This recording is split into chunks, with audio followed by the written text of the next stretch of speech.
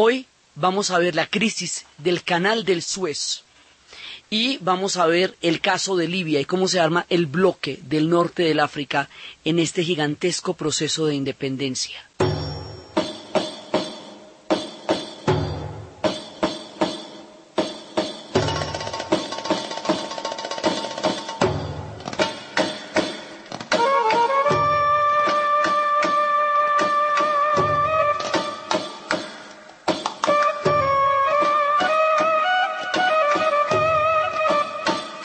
La vez pasada estábamos viendo la última parte de la independencia de Argelia y cómo el caso de la independencia de Egipto los va a llevar a la crisis del Canal del Suez.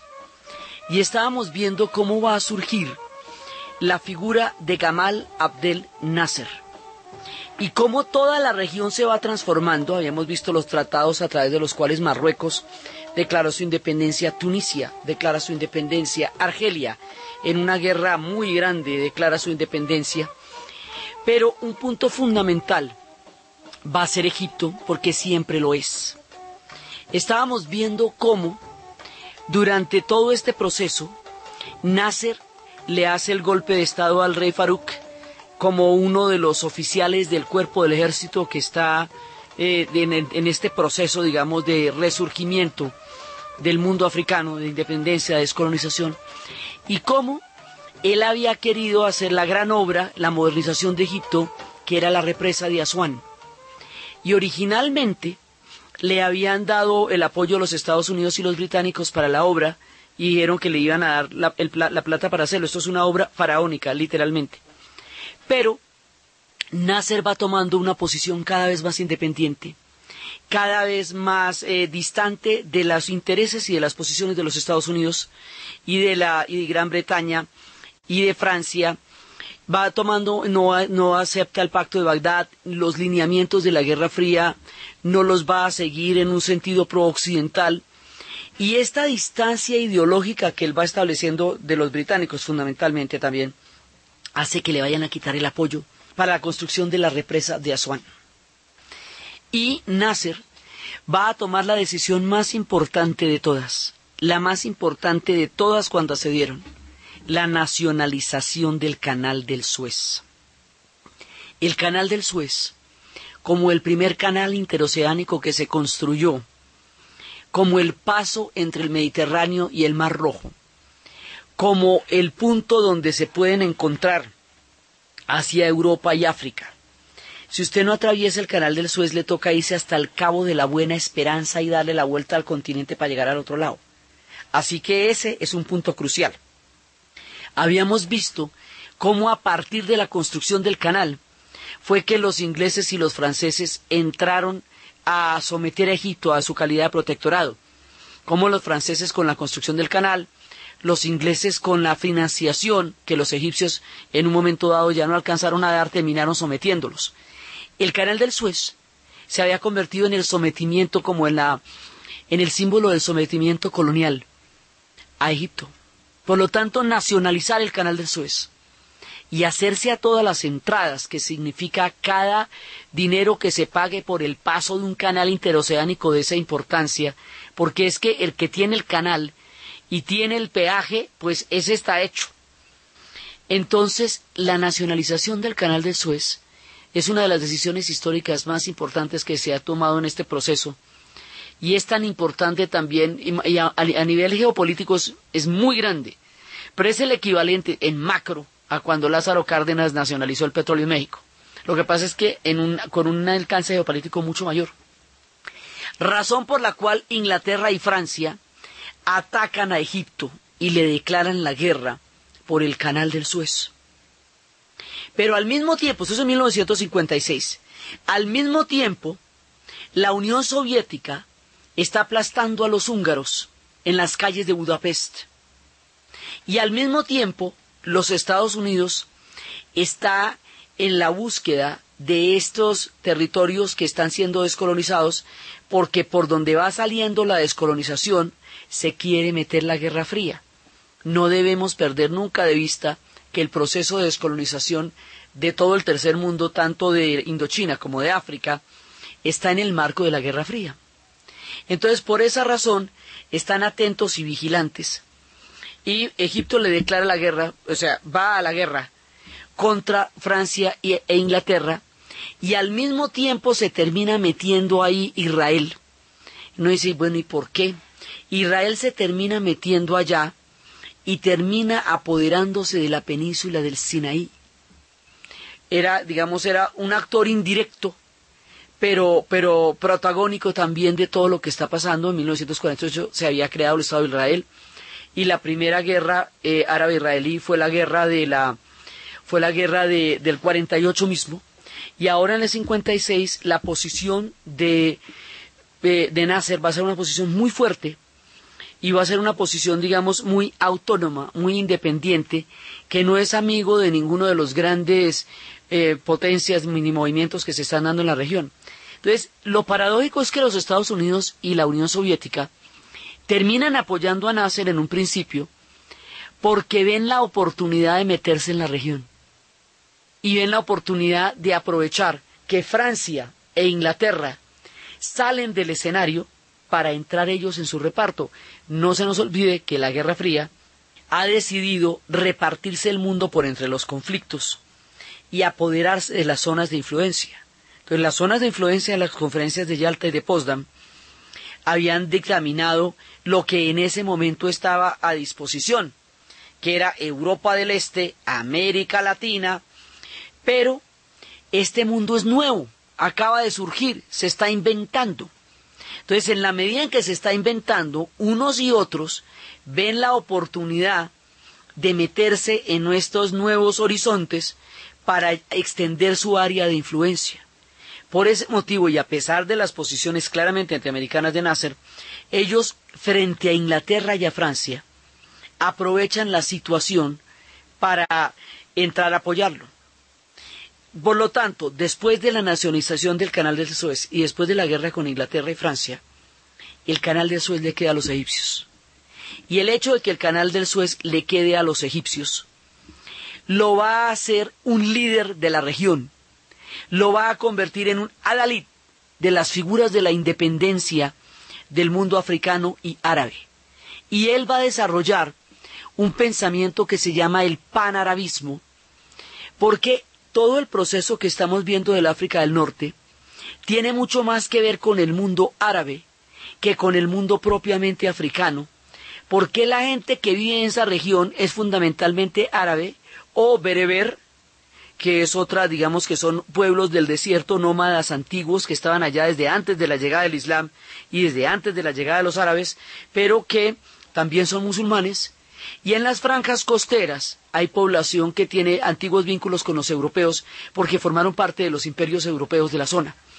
Entonces, estamos en el contexto de África, pero esta parte del norte tiene mucho más que ver con la formación del bloque del mundo árabe, aunque sea vital en todo el proyecto de la independencia del África.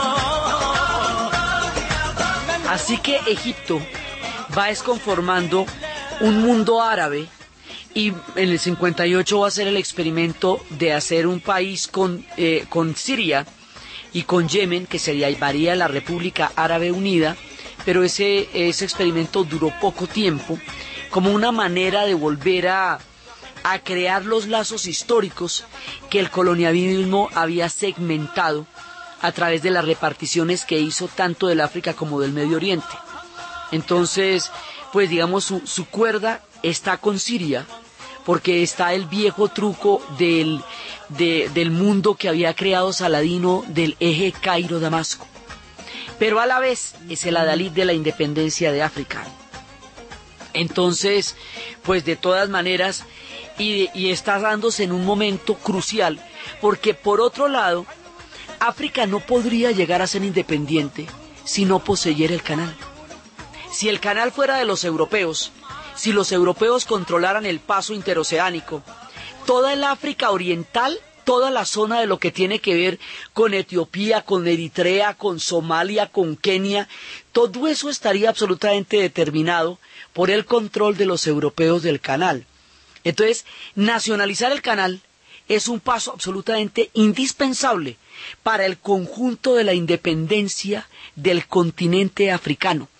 Y para eso se necesitaban muchísimos, pero muchísimos pantalones, porque parársele usted a los ingleses y a los franceses en ese momento y decirle el canal es mío, es sabiendo usted la que se va a armar, porque sabía perfectamente que lo que se podía desatar ahí era una cosa increíble, y eso es uno de los puntos álgidos de todo este proceso, la crisis del canal del Suez, que de rebote también termina siendo otra de las guerras árabes israelíes, porque en la participación de Israel en la guerra y el hecho de que les quite el canal de Sinaí ya deja listo el tema para otra guerra que habrá más adelante, esta la más dramática de todas, que será la guerra de los 6 días. Entonces, aquí se nos atraviesa el mundo árabe, el mundo africano, el conflicto árabe-israelí, la descolonización y la entrada de la Guerra Fría en una sola. Esto es un combo. La crisis del canal del Suez es combo. O sea, todas las vertientes de lo que está en juego se van a ver involucradas en este particular proceso. Por eso es que es tan notorio y tan importante la crisis del canal del Suez. A la hora del té, Nasser gana y termina teniendo su canal. Y cuando ya tiene su canal nacionalizado, ahora sí vamos a hacer la represa de Asuán para modernizar Egipto, para poderle dar energía a una población cada vez mayor, más grande, más en número, porque ellos tenían, y hoy por hoy son casi 90 millones, o sea, los egipcios son bastanticos. Entonces, para eso, pero la represa de Asuán implicaba una cosa impresionante, porque ahí va a ser el gran lago Nasser. Inclusive después va a tocar mover un montón de monumentos que los vimos cuando estábamos en la serie de Egipto, cómo tuvieron que subir 70 metros todo el complejo de templos de Abu Simbel para poder construir la represa. Entonces, esa represa, que era la obra de la vida de él, le dijo a los Estados Unidos, bueno, debe billete para la represa ahora sí, en lo que dijimos. Y Estados Unidos le dice, sabe que no, porque yo lo veo a usted muy radical. Lo veo a usted muy poco manejable desde el punto de vista de los intereses norteamericanos. Entonces, obviamente, pues Francia no le iba a prestar, y porque además le hubiera prestado bajo la condición de que no apoyara a Argelia. Y la idea era apoyar a Argelia, porque cada país que se va independizando se encarga de apoyar la independencia del otro. Eso, digamos, es la consigna, porque es un proceso continental. Entonces, Alemania no se quiere meter. Y desde el principio, desde el comienzo de la Guerra Fría, hemos dicho que a la Unión Soviética nunca en la vida se le puede acusar de no haber aprovechado una papaya. La Unión Soviética le da el billete para construir el lago Nasser y la represa de Asuán. Y allá está, a la salida del lago Nasser, allá a la entrada de la represa, hay un monumento enorme de agradecimiento a los soviéticos. Los técnicos soviéticos llegaron a construir la represa, pero ellos vienen de Bielorrusia y ellos venían del frío, y aquí hace 50 grados en el desierto. Así que se derritieron. Entonces finalmente presentaron asistencia técnica, y los que terminaron construyéndola con sus propias manos fueron los egipcios, porque los soviéticos se derretían. Usted no puede poner un soviético en un lugar de esos, porque es que su cuerpo no lo resiste.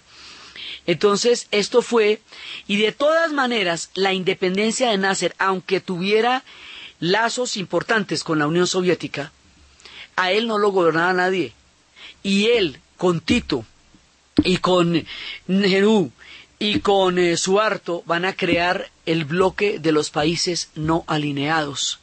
Así que la formación de los no alineados, la formación de los países del tercer mundo, la descolonización africana, toda se ve atravesada también por la figura de Nasser y por la nacionalización del canal del Suez.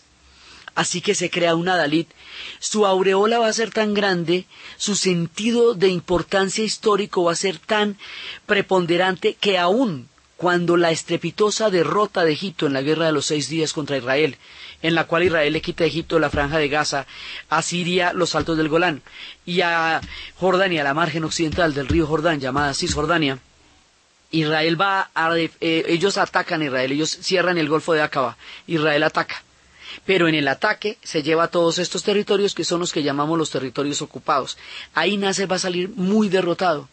Pero aún así, el pueblo egipcio lo apoya y lo va a apoyar siempre, hasta su muerte. El pueblo egipcio, que no va a durar mucho, pero él va a ser un hombre importantísimo. Él va a crear esta conciencia y el partido Baas, el partido único Baas, él va a ser uno de los grandes representantes de toda esa tendencia histórica y va a ser uno de los hombres que va a encarnar la nueva conciencia continental y regional del surgimiento de los pueblos árabes y el surgimiento de los pueblos africanos. Y él va a intentar hacer una intersección entre el mundo árabe y el mundo africano, que en ese momento se están encontrando en un gigantesco proceso de independencia de una gran complejidad.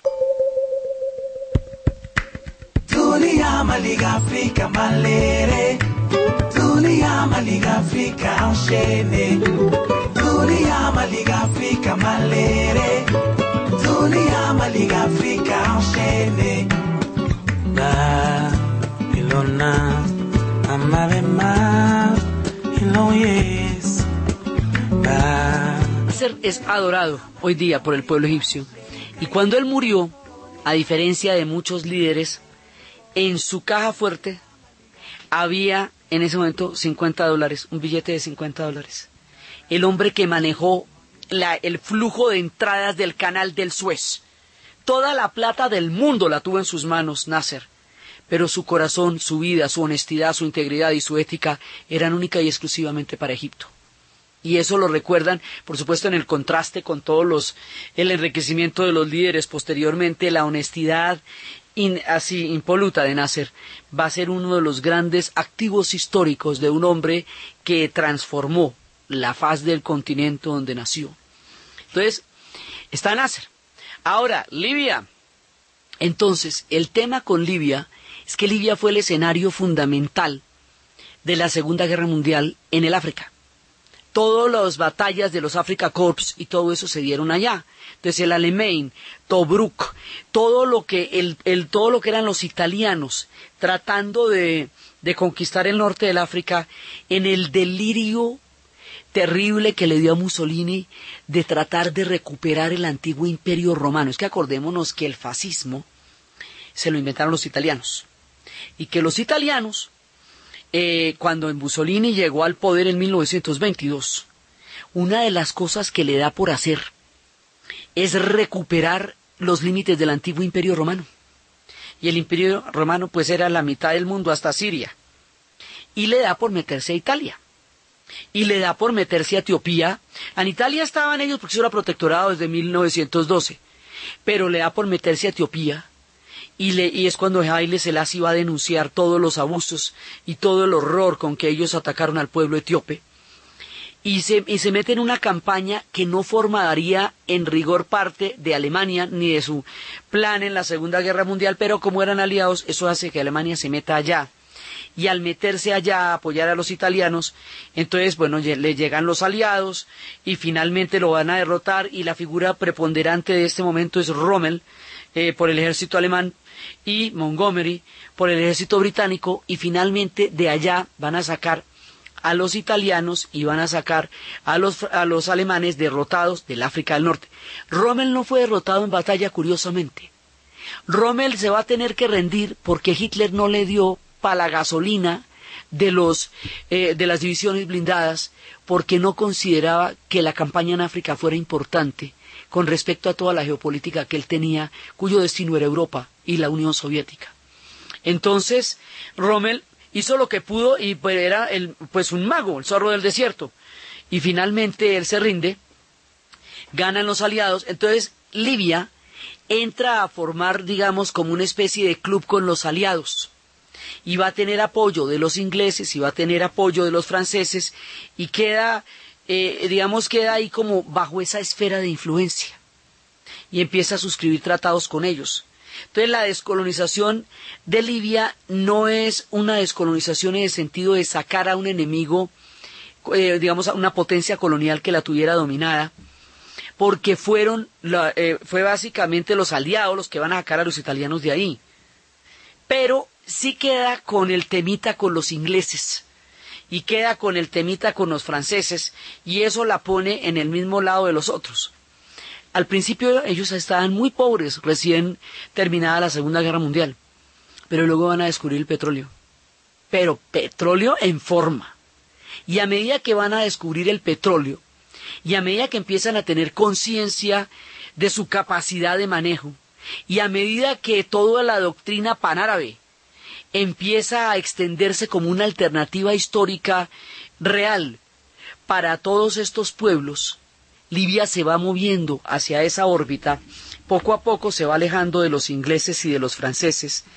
El rey empieza a tomar una posición diferente cuando en 1963 va a nombrar un gabinete cuyo primer ministro empieza radicalmente a apartarse de las políticas de los ingleses y de los franceses, y además empieza a negar el paso de Sudáfrica y de Portugal por el canal del Suez, alegando el racismo en el que están metidos, y empieza a meterse mucho más por el lado de Argelia. Empiezan a apoyar a Argelia, Egipto también va a apoyar a Argelia, todo el mundo está apoyando a Argelia, y poco a poco empiezan a adoptar políticas antioccidentales.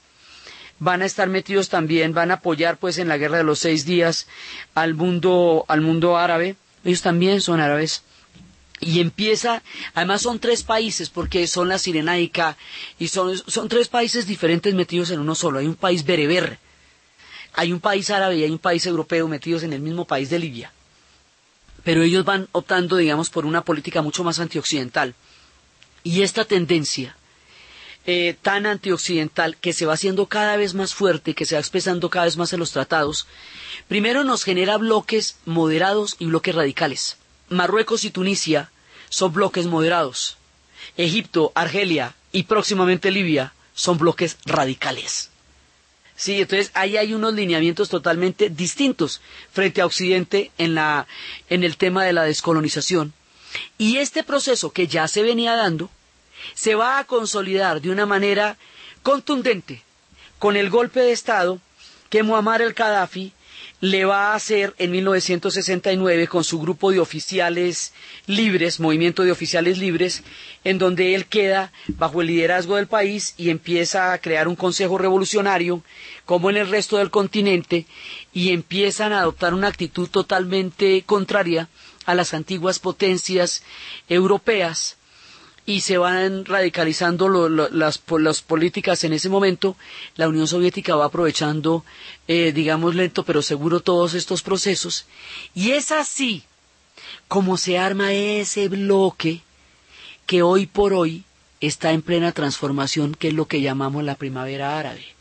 O sea, todo lo que se está moviendo ahorita es precisamente el fin de todo este imaginario histórico que durante tantos años dio los destinos de estos pueblos, pero que instauró los regímenes de partido único, los liderazgos del ejército y una postura única que era fundamental, fervorosa, importante, de todo el apoyo y de toda la credibilidad cuando surgió, y durante los siguientes 20 años eran líderes y adalides, pero que después, primero con la caída de la Guerra Fría y luego con toda la corrupción que llegaron a desarrollar en el poder después de tantos años en los cuales estuvieron liderándolo, va a hacer crisis en el futuro, generando todo lo que ahora llamamos la primavera árabe. Entonces, por eso es que la primavera árabe nos está sucediendo es en Túnez, en Marruecos, en Libia, en Egipto, pero también en Siria, Yemen, Bahrein, ¿sí? Porque se nos intersectan los dos bloques históricos. Todo el mundo árabe también está en plena descolonización en esta época. También está porque es el mundo árabe, es la Indochina, es el África, pero también es Malasia, también, o sea, una gran parte del planeta se está descolonizando, en lo que India fue la pionera, y se está extendiendo por todas partes.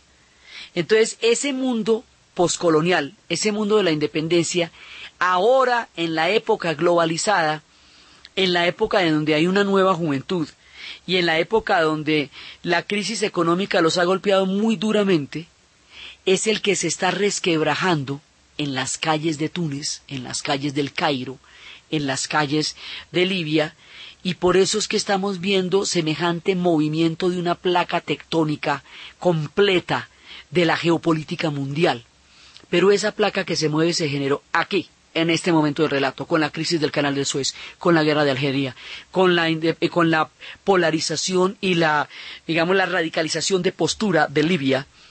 Entonces, por eso toda el África del Norte es nuestra entrada al gran mundo de la descolonización africana. Esta descolonización es muy compleja, como hemos visto, porque no es de una sola potencia colonial, como era el caso nuestro, que es solamente de España y solamente en español y solamente a ellos, sino que ahí están árabes, bereberes, Guerra Fría, ahí hay beduinos y de para abajo hay toda la cantidad de pueblos subsaharianos, gente del Sahel, miles de lenguas, o sea, pueblos industrializados. La descolonización africana es muchísimo más complicada que la nuestra, porque es contra muchos agentes distintos, porque es en la era moderna cuando hay unas armas que cuando nosotros nos independizamos no eran ni siquiera soñables, porque no se compara el grado de todas maneras de combatividad que podían tener las potencias coloniales en ese momento con el que tenía España cuando estaba resquebrajada por la invasión napoleónica, que fue cuando empezó nuestra independencia. Entonces, para ello la cosa es bastante más áspera, bastante más diversa y con una cantidad de poblaciones tan absolutamente distintas que cada proceso es particular. Cada proceso tiene sus propias normas, hay lineamientos generales. Y esto de hacer valer los límites coloniales para evitar guerras de secesión era una promesa que se habían hecho, pero que no necesariamente se pudo cumplir. Nigeria va a ir a una guerra civil precisamente por la independencia de Biafra. Congo va a ir a una guerra civil por la independencia de la provincia de Katanga. O sea, cada vez que hay una secesión dentro del proceso de independencia, ahí se presenta una guerra civil porque chocan los dos lineamientos. Pero, digamos, el concepto de la independencia como tal, el punto que da como el faro, como la guía de lo que va a ser toda la independencia de África, la estrena Ghana.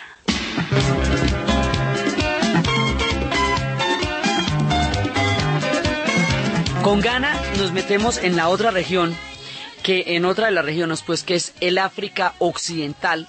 La mayoría de todos esos países del África Occidental son de lengua francesa, colonización francófona, pero Ghana no. Ghana era de los ingleses. A Ghana se le conoce como Costa de Oro, porque es que muchos países durante la independencia van a cambiar de nombre. Entonces, Costa de Oro, cuando nos aparezca por ahí Costa de Oro, eso significa Ghana, por los antiguos imperios, porque con la descolonización empieza a retomarse el nombre de las culturas que ellos tenían antes de la llegada de los europeos. Por eso cuando Malí haga su independencia se va a llamar Malí por el antiguo imperio de Malí de Soundiata Keita, y estos se van a llamar Ghana por el imperio de Ghana que quedó en esa zona. Al principio de nuestra historia de África habíamos visto que en la zona del África Occidental hubo grandes reinos. Y habíamos visto que era el reino de Ghana, el reino de Malí, el imperio de Malí, el imperio Songhai. Todos esos imaginarios históricos que estuvimos detalladamente narrando en el principio de la serie se van a volver totalmente actuales y poderosos en la descolonización africana. Porque descolonizarse no es solamente quitárselos políticamente y económicamente, sino hacer todo un proceso cultural de retornar a su historia y de volver a pararse en sus pies de la tierra de todo el tiempo que ellos estaban antes de la llegada de los europeos. Por eso se van a rebautizar muchas ciudades, se les van a quitar, cuando estemos en el caso del Congo, ya no será Leopoldville, sino Kinshasa. Hay una recuperación cultural que urge, porque la presencia europea era muy invasiva. en términos de estructuras, de cultura, de referentes, y ellos quieren desarrollar su propia africanidad. Y estamos viendo que esto también se va a dar, en un momento dado van a coincidir en el tiempo con todo lo que va a ser el poder negro y la búsqueda de una identidad histórica de Stokely Carmichael y de los movimientos en los Estados Unidos, porque esto es un gran escenario donde está cambiando la conciencia histórica del momento. Entonces, uno de los hombres que contribuye muchísimo a esto es Kwame Nkrumah. Kwame Nkrumah, él estuvo metido en la independencia desde hacía rato, lo tuvieron en la cárcel, y Ghana fue la primera colonia africana que se independizó del poderío de las potencias, en este caso de Inglaterra. Fueron 10 años que empezó la lucha de independencia de Kwame Nkrumah, y hasta que lo logró, hasta que finalmente hizo la Confederación de la Costa de Oro y empezó su movimiento con con la Convención del Partido del Pueblo.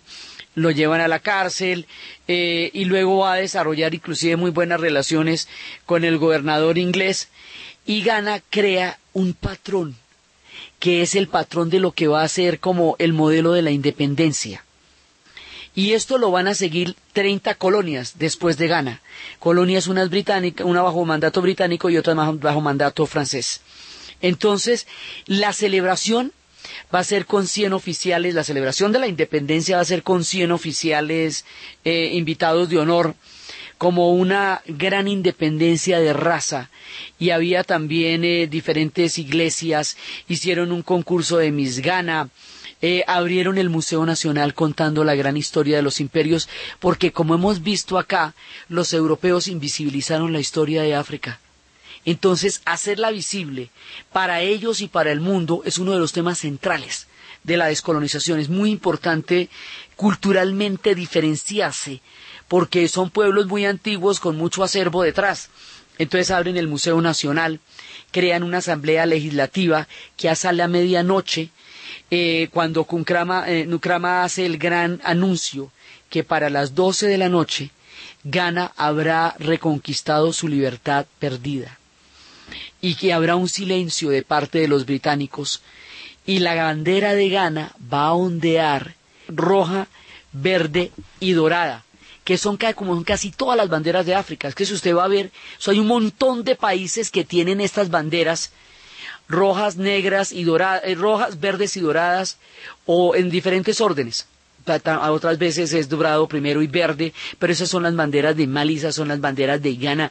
Eso son una cantidad de banderas, y uno dirá, ¿y por qué todos tienen la misma bandera? Pues por lo mismo que 5 de nuestros países tienen la misma bandera.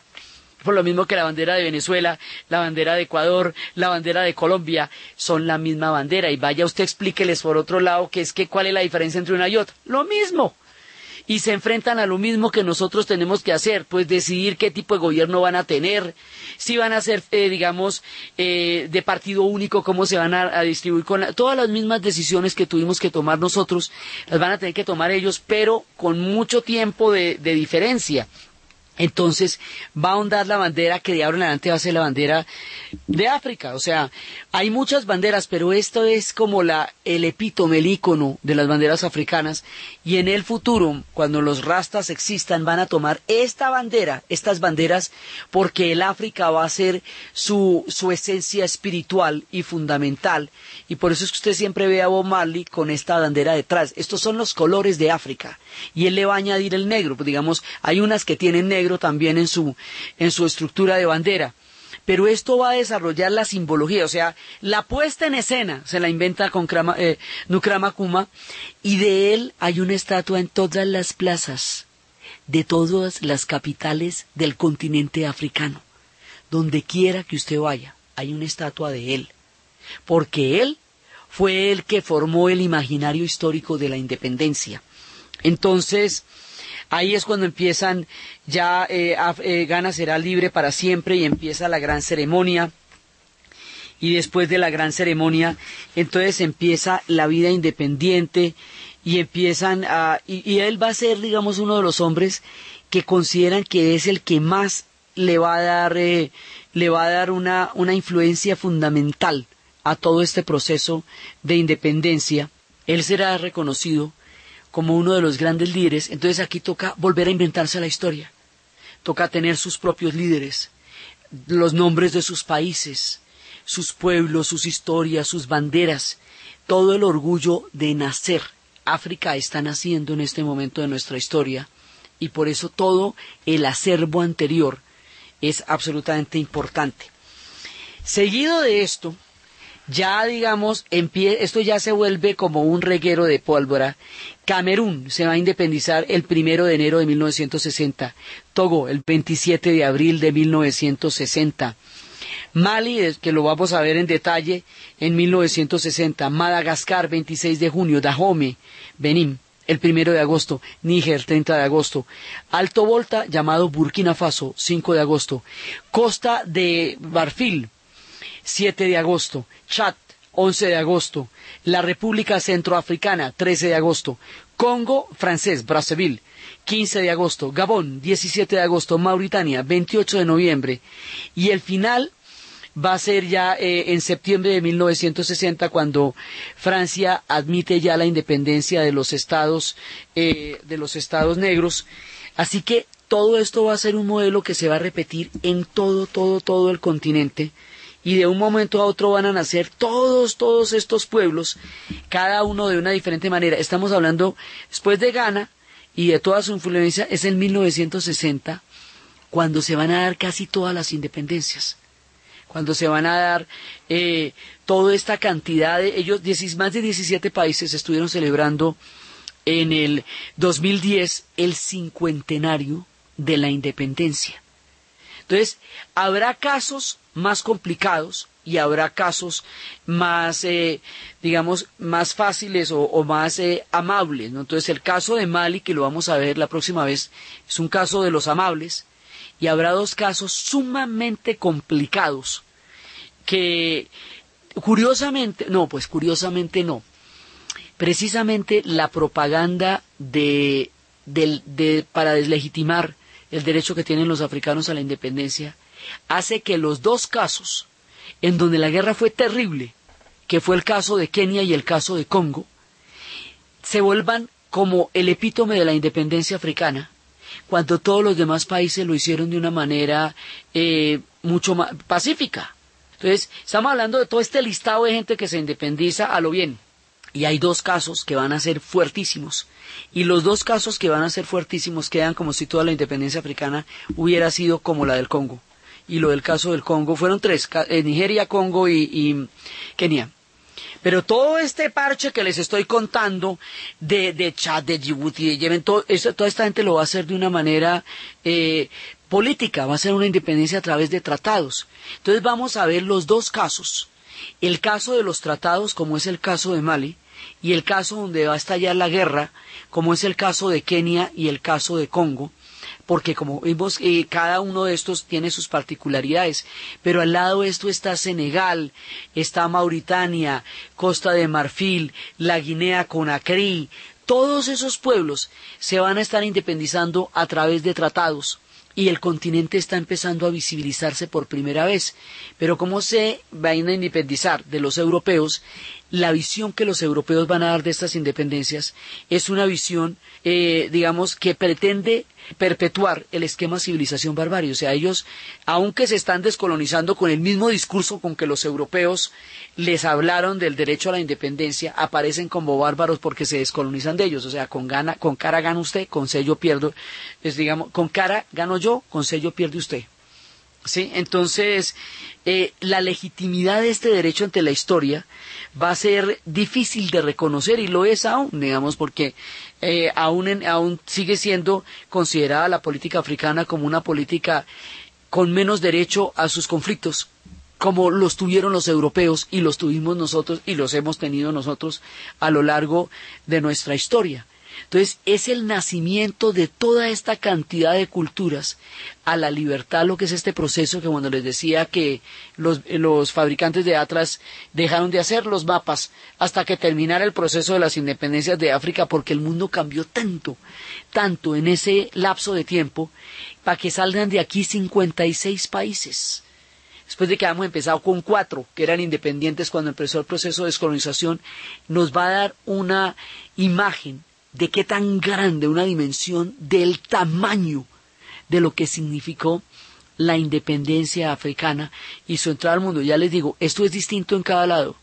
En el Cuerno del África es muy diferente. El caso de Etiopía, el caso de Somalia y de Eritrea es distinto. Y entre Egipto, al lado de Egipto está el Sudán, que como habíamos dicho, Egipto estaba avanzando sobre el Sudán cuando los ingleses entraron. Los ingleses se tomaron Egipto y se tomaron Sudán. Entonces, cuando Sudán se va a plantear la independencia de los británicos, los egipcios los quieren apoyar y los sudaneses sienten que ni unos ni otros les van a convenir. Ellos no quieren ser una colonia británica, pero tampoco quieren estar en manos de los egipcios, porque los egipcios no les garantizan a ellos ninguna autonomía, sino que los van a meter dentro de la misma nación egipcia, que es bien poderosa en su momento, motivo por el cual Sudán se va a independizar solita. Solita es un caso un poquito parecido al Uruguay, que después de independizarse de España le iba a caer encima el Brasil. Entonces dijo, no, yo vendí la lora por no cargarla. O sea, si saqué a los españoles, no es para volverme yo una colonia brasilera. Entonces le pasa lo mismo a Sudán. No. Yo habiendo sacado a los ingleses de aquí para volverme egipcio, no, te agradezco, pero no. Entonces Sudán se independiza y se vuelve un país, el único país que lleva el nombre de la denominación que los árabes le daban a los pueblos de raza negra, que llamaban Sudán, significa negro en árabe. Entonces toda la franja saheliana la llamaban Sudán, y esta parte, lo que hoy es el país de Sudán, lo llamaban, era la parte británica, y toda la zona de Mali y todo ese pedazo se llamaba el Sudán francés, porque se consideraba que toda el África subsahariana, el bloque subsahariano, todo ese bloque del Sahel, era donde empezaba el mundo del Sudán. Entonces lo dividen en el Sudán oriental y en el Sudán occidental. Y en el Sudán occidental, como la mayoría eran pueblos bajo la colonización francesa, entonces lo llaman el Sudán francés. Eso después se va a llamar Mali por el imperio de Malí, ¿sí? Y este sí va a ser el único que se va a llamar Sudán, particularmente. Y ahora, el año pasado, como aquí quedaron esas divisiones entre el mundo árabe y el mundo africano, que en algunas zonas son muy fuertes y en otras no lo son. Hay pueblos donde esto no tiene ningún problema y unos y otros están integrados, sí, que es el caso de todas maneras de Mali, y el caso de muchos países del África Occidental, pero en este lado sí, en el lado oriental, hay una brecha muy grande, una ruptura histórica fuerte entre pueblos árabes y pueblos subsaharianos. Y eso es lo que va a llevar a que el año pasado se haya independizado Sudán del Sur, cuya capital es Juba, y que son los pueblos africanos, mientras que Sudán del Norte es un país profundamente árabe, con toda la influencia árabe.